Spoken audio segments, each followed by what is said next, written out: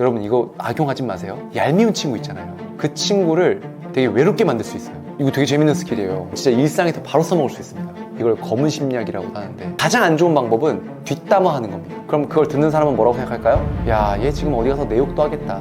남의 욕을 하는 건 부정적인 영향을 줄 수밖에 없어요. 상대방이 욕을 하지 않으면서 고립시킬 수 있는 방법이 있어요. 바로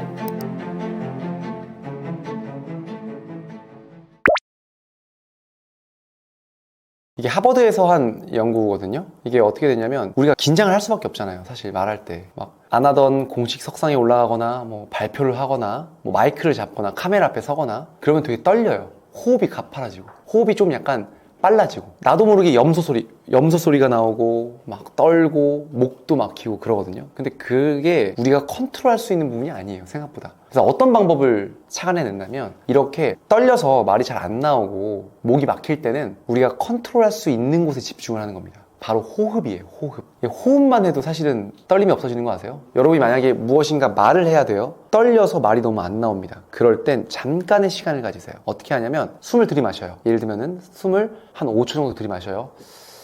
그리고 5초를 그대로 있어요. 제일 중요한 건 숨을 내뱉을 때 들이마신 시간의 2배를 내뱉는 겁니다. 5초 동안 들이마시고 5초 동안 홀딩하고 10초 동안 내뱉는 거예요. 연구 결과에 의하면 실제로 이걸 3번만 하는 것만으로도 심박수와 여러 가지 몸이 진정되기 때문에 비교적 이거를 하지 아니했을 때보다 훨씬 더 나다울 수 있다는 겁니다. 그래서 여러분이 만약에 어느 순간 말을 해야 되거나 중요한 상황에 너무 떨려서 말을 못하겠다, 그럴 땐 이 호흡법, 5초 들이마시고 5초 홀딩하고 10초 내뱉어라, 이걸 한 3번만 해도 여러분 실제로 떨림이 정말 괜찮아져요. 예를 들면 제가 호흡을 5초 동안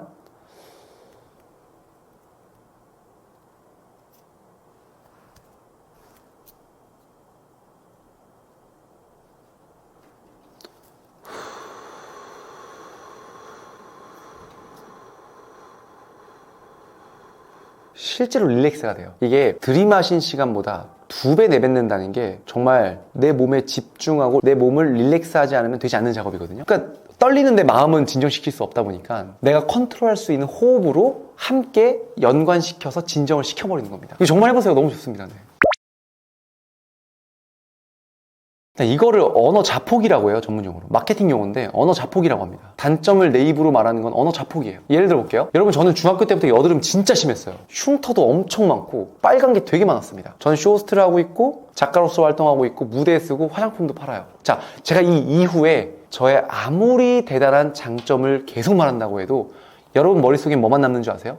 여드름이 심했어? 그럼 지금 메이크업을 두껍게 한 건가? 그러니까 어떤 걸 연관 지어도 제 단점밖에 기억 안 남을 겁니다. 그렇기 때문에 여러분 입으로 여러분 스스로 단점을 말할 필요 없는 거예요. 그리고 단점을 말하고 또 단점되는 말이 뭐가 있죠? 욕하는 거, 비속어하는 거. 예를 들면 내가 내 입으로 단점을 말합니다. 내가 내 입으로 욕을 해요. 그러면 제일 먼저 듣는 사람이 누군 줄 아세요? 타인이 아니에요. 나 자신이에요. 내 입을 거쳐 나가면서 부정적인 이야기, 부정적인 생각, 나에 대한 단점을 제일 먼저 듣는 건 나 자신입니다. 그러면서 거기에 대한 이펙트, 피해는 내가 제일 많이 받아요. 타인이 아니에요. 이것을 심리학에선 자기 충족적 예언이라고 합니다. 내가 하는 말은, 내가 하는 생각은 시간을 바꾸고, 내가 하는 생각과 내가 하는 말은 나의 공간을 바꾸고 나의 주변 사람을 바꿔요.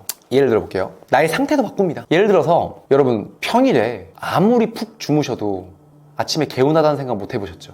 그 이유가 뭔지 아세요? 자기 전에 무슨 생각하죠? 내일 또 일해야 되네. 에이, 내일 5시간밖에 못 자네. 아, 내일 피곤한. 그러니까 대부분 평일에는 공통적으로 자기 직전에 부정적인 생각을 많이 해요. 내가 한 생각이 수면에 영향을 미쳐서 푹 자지 못하는 겁니다. 근데 반면에 다음날 휴일이에요. 와우, 내일 오후 3시까지 자야지. 어때요? 아침에 눈이 벌쩍 떠져요. 여러분, 학생일 때 일요일에 늦게까지 자야지 마음 먹었지만 디즈니 만화동산 보려고 바로 눈 떠지죠. 그 이유가 같은 맥락입니다. 소풍 전날 어때요? 너무 설레이죠? 아, 내일 드디어 내가 소풍 간다. 소풍 날은 눈 번쩍 떠져요. 그 맥락이라고 보시면 돼요. 그래서 여러분이 하는 생각은 여러분의 숙면에도 영향을 미칩니다. 그래서 오늘 여러분 주무실 때 잠이 안 오시면, 조금밖에 못 주무신다 하더라도 그냥 마음속으로 와, 너무 행복해, 너무 좋다, 내일 즐겁겠지, 이런 긍정적인 생각을 한번 해보고 주무시는 걸 전 개인적으로 추천합니다. 또 여러분이 만약에 중요한 자리, 진중한 자리를 가야 돼요. 진중한 자리, 되게 좋은 자리입니다. 대단한 사람들이 많이 모이는 자리예요. 그 자리에 어떤 사람 데려가실 거예요? 첫 번째는 엄청 친한데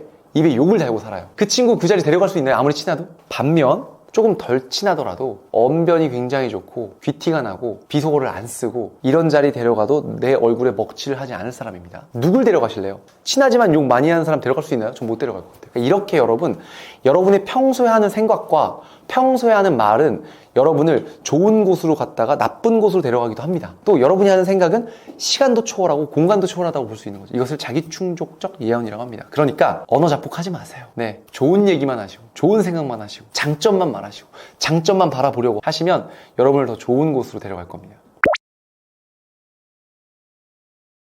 이거 되게 재밌는 스킬이에요. 이건 여러분 진짜 일상에서 바로 써먹을 수 있습니다. 사람은 되게 신기한 게 장점을 물어보면 장점 위주로 검색을 해요. 근데 단점을 물어보잖아요. 그러면 단점 위주로 검색하는 거예요. 쉽게 예를 들어 볼게요. 여러분이 물건을 팝니다. 고객이 물건을 사갔어요. 근데 고객한테 물어보는 거예요. 고객님, 어떤 좋은 점 덕분에 이 물건을 구매하셨나요? 그럼 뭐 어떻게 생각할까요?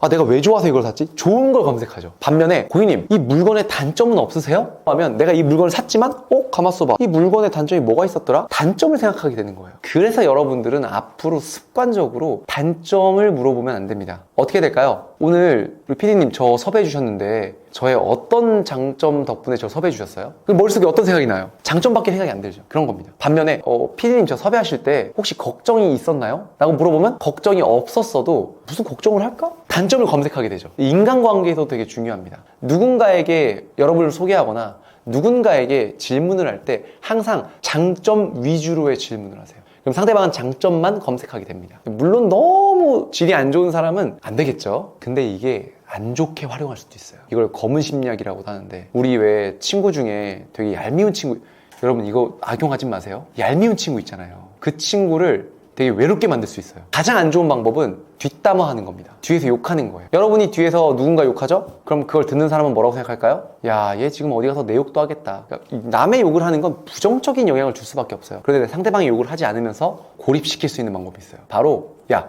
너 A라는 친구 만날 때 좀 불편한 거 없었어? 이런 단점을 물어보는 거예요. 그럼 그 친구가 그 친구 약속 시간이 좀 많이 늦지? 그리고 좀 밥값을 안 내더라. 여러분 한마디만 하면 됩니다. 동조하면 돼요. 대박 사건. 진짜? 쎄하더라. 야, 나도 그랬어.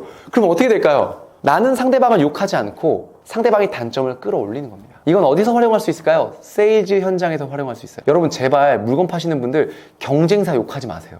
헤어 디자이너 하시는 분들 경쟁사 욕하지 마세요. 예를 들면 헤어 디자이너 하시는 분들은 사람이 한 곳만 다닌 분들은 없을 거 아니에요. 손님이 왔어요.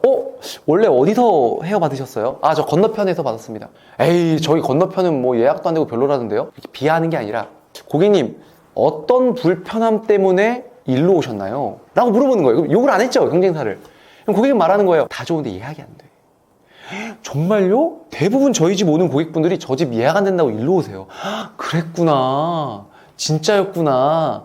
라고 얘기하고 한마디 하면 됩니다. 저희는 언제든지 당일 예약도 되니까요. 앞으로 저희 집으로 오세요. 이런 결과적으로 경쟁사를 욕하지도 않고 되게 경쟁사를 고립시키고 내가 갖고 있는 걸 다 가져왔잖아요. 이게 바로 여러분 그 대화에서 있어서의 심리학이라고 할 수 있습니다. 네. 대신 악용하지 마세요. 네, 악용하시면 안 됩니다. 대부분 많은 사람들이 이 대화로서 발전이 안 되는 공통점이 뭐냐면 잘 되는 사람을 질투로 바라봐요. 예를 들면 여러분이 다니는 회사에 21살짜리 남자가 포르쉐를 타고 와요. 그럼 대부분 사람은 어떻게 생각하는 줄 알아요? 쟤 분명히 불법 저질릴 거야. 쟤 무슨 도박할 거야. 안 좋게 본단 말이죠. 왜일까요, 여러분? 이걸 방어기제라고 하는데 심리학에선. 왜냐면 그 21살짜리 포르쉐 타는 애가 도박하는 애가 아니면 36살짜리 내가 초라해지는 거예요. 비교적으로. 이걸 방어기제라고 하거든요. 대부분 사람들은 나보다 잘난 사람이 있으면 사기꾼일 거야. 사기쳤을 거야. 뭔가 편법이 있을 거야. 딱 방어해버리는데 어떤 사람이 자기 욕하는 사람한테 인생의 노하우를 전달해 주려고 할까요? 이렇게 질투심으로 다가가는 게 아니라 호기심으로 다가가는 거예요. 야, 너 신입이지? 너 21살인데 어린데 어떻게 포르쉐를 타? 방법 있니? 알고 보니까 주식 천재였던 거였어요. 대리님, 사실 제가 주식 천재입니다. 시드머니 얼마 있으세요? 저 따라오세요. 제가 사라고 할 때 사고 팔라고 할 때 파세요. 주식 부자가 될 수도 있는 거예요. 혹은 그 사람이 대표 아들일 수도 있는 거예요. 어쩐지 야, 너는 분해나더라. 야, 너 멋있더라. 대신 대리님, 저 대표님 아들인 거 남한테 말하지 마세요. 절대 말 안 하지. 그럼 어떻게 될까요? 주변 사람들은 알아서 나락으로 가는 거예요. 알아서 그 사람 도박하는 사람이래, 못난이래, 막 사기꾼이래. 그럼 어떻게 될까요? 조언을 구한 호기심으로 다가간 나만 특별해질 수 있는 거죠. 물론 극단적인 예입니다. 네, 너무 제가 방금 한 말로 오해하지 말아주세요. 네, 그래서 항상 여러분 나보다 대단한 사람이 있으면 질투심으로 다가가지 마시고요. 호기심으로 다가가세요. 그게 가장 좋은 말입니다. 그러니까 쟤는 왜 저래? 이게 아니라 어떻게 저렇게 됐지? 이런 식으로 호기심이 가득한 말투로 다가가시길 바라겠습니다. 결과적으로 상대방을 질투해서 나아질 건 없어요. 뭐 상대방이 못난 사람이 된다고 내가 일시적으로 나의 가치가 올라가는 것처럼 느껴지지만 사실 상대방의 가치가 일시적으로 떨어지는 것뿐이지 내가 올라가는 게 절대 아니거든요. 오히려 호기심으로 다가가서 노하우를 습득해서 나를 올리는 게 훨씬 더 자존감을 지키는 방법입니다.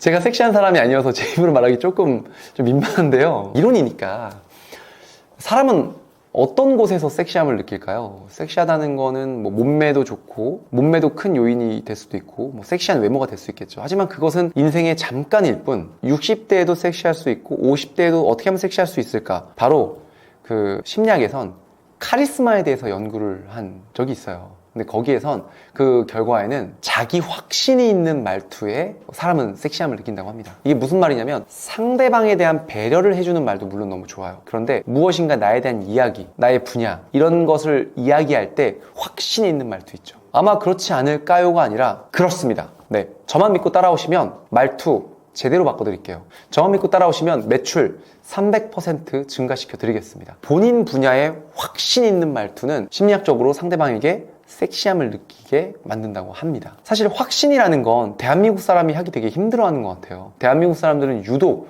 이렇게 확신 있는 말을 잘 못합니다. 근데 그거 아세요? 사람은 확신 있는 말투에 섹시함을 느낀다고 합니다. 오늘부터 너무 여러분의 말에 책임을 회피하지 마시고요. 여러분이 할 말은 차라리 더 공부하세요. 이 말이 맞는지, 그러니까 차라리 말을 막 하지 마시고 이 말이 맞는지 이 말이 진짜인지 팩트 체크를 더 꼼꼼하게 하는 한이 있더라도 몇 마디를 하더라도 확신 있는 말을 해보는 겁니다. 요즘은 워낙 스마트폰에 뭐 챗GPT나 검색할 수 있는 게 많기 때문에 말하기 전에 한번 정확하게 체크를 하고 확신 있는 말을 해보세요. 그럼 여러분은 여러분도 모르게 섹시한 사람이 되어 있을 겁니다. 장담합니다. 이게 사실은 이게 전문 용어로 셀프토크 개선이라고 해요. 사실은 자존감에 대해서 얘기했잖아요. 대한민국 사람들 특이한 게 남한테는 따뜻한데 자기 가족, 본인한테는 되게 차가운 경향이 있습니다. 그래서 오히려 반대로 돼야 되거든요. 그러니까 나에게 따뜻한 말투를 써줘야 돼요. 그러니까 셀프토크 개선이 뭐냐면 심리학적인 용어로 자기 자비라고 해요. 본인한테 자비를 많이 베푼다 이런 거거든요. 그러니까 누구나 실수한다고 했죠. 제가 누구나 실수하잖아요. 실수했을 때 자책하는 게 아니라 내가 왜 그랬을까? 내가 왜 이랬을까? 대한민국 부모가 제일 많이 하는 게 더 잘해줄 걸. 내가 왜 그랬을까? 더 잘해줄 수 있었는데. 부모는 누구나 처음이고 자식도 처음이잖아요. 결혼도 처음일 수 있고. 그러니까 실수는 누구나 하는데 그걸 너무 스스로 냉정하게 본인의 자존감을 대한민국 사람들이 가장 많이 깎아먹는 게 스스로예요. 스스로 깎아먹습니다. 그러니까 본인의 자존감을 가장 저하시키는 게 의외로 본인인 경우가 많아요. 대한민국 사람들. 그래서 이것만 바꿔도 자존감이 확 올라가실 텐데 내가 왜 이랬을까 이게 아니라 괜찮아. 오늘은 실수했고 내일은 더 잘하면 돼. 그러니까 이런 식으로 하시면 돼요. 그러니까 영화 마션이라는 영화가 있는데 왜 혼자 우주에 고립돼서 우주 안에서 이렇게 식물도 키우고 혼자 자급자족해서 돌아오잖아요. 그 영화의 주인공, 마션의 영화 주인공이 우주에서 생존을 하고 지구로 돌아와서 강의할 때 마지막 장면이 이런 장면입니다. 여러분이 우주에 나가면 절대 계획대로 되지 않을 거다. 계획대로 되는 게 하나도 없을 거다. 만약에 여러분 계획대로 안 되면 그때 다시 계획을 짜면 된다 라고 얘기를 해요. 이렇게 인생은 절대 계획대로 되지 않습니다. 계획대로 안 되면 단지 새로운 계획을 짜면 돼요. 여러분이 앞으로 난 왜 이렇게 못났지? 나는 잘난 게 하나도 없지? 이런 얘기를 하는 것보다 그것도 좋지만 그래 다시 해보자. 누구나 실수를 해. 다음에는 이렇게 해보자. 다음에는 저렇게 해보자. 사실 제가 취미로 파일럿이거든요. 경비행기 조종을 해요. 실제로 파일럿 라이센스가 있는데 제가 경비행기 조종을 하면서 느낀 게 하나예요. 뭐냐면 경비행기가 경기도 화성에서 이륙을 해서 충남 공주로 비행하는 데까지 한 30분이면 가거든요. 그 30분 그 짧은 시간 동안 길을 몇 번 잃어버리는 줄 아세요? 한 20번은 잊어버려요. 2분당 한 번씩 잊어버리는 거예요. 길을. 근데도 왜 화성에서 출발해서 길을 잃어버리는데 충남 공주에 도착할 수 있는 줄 아세요? 목적지를 잃어버리지 않았기 때문이에요. 저도 계속 조종을 하면서 길을 잃어버렸다가 다시 잡고 다시 잡고 다시 잡고 그럴 때 자책을 하고 실망을 하면 추락하는 거예요. 그게 아니라 길을 잃어버려도 다시 잡고 다시 잡고 다시 잡고 목적지를 향해 가다 보니까 도달할 수 있다. 누구나 실수하고요. 그 최첨단 장비도 40분 동안 20번이나 실수합니다. 사람 오죽하겠어요. 그래서 나 스스로 너무 자존감을 낮추지 마시고 괜찮아, 누구나 할 수 있지, 다시 계획을 짜자, 이렇게 셀프 토크 개선을 하셨으면 좋겠습니다. 나다움이라는 이야기를 하고 싶어요. 사실 자존감이라는 건 만져본 적 있으신가요? 뭐 드셔본 적 있으신가요? 아니 맛본 적 있으신가요? 전 자존감을 본 적이 한 번도 없어요. 근데 존재하죠. 정말 하루를 무너뜨리기도 하고, 어떤 사람은 찔러도 피 한 방울 안 나오면서 항상 웃고 다니죠. 이 자존감이 뭘까요? 사실 자존감은 내가 만드는 겁니다. 나다움, 가장 중요한 키워드 중에 하나인 것 같아요. 이거를 고유성 인식 강화라고 해요. 고유성 인식 강화가 뭐냐면, 사람들은 비교해요. 30대는 20대랑 비교해요. 난 늙었지. 또 40대 되잖아요? 30대랑 비교해요. 아, 30대가 어렸지. 50대 되잖아요? 40대 보고 야, 저 때로 돌아가면 나 뭐든 다 할 수 있는데, 이렇게 본인만의 고유성이 없어지는 겁니다.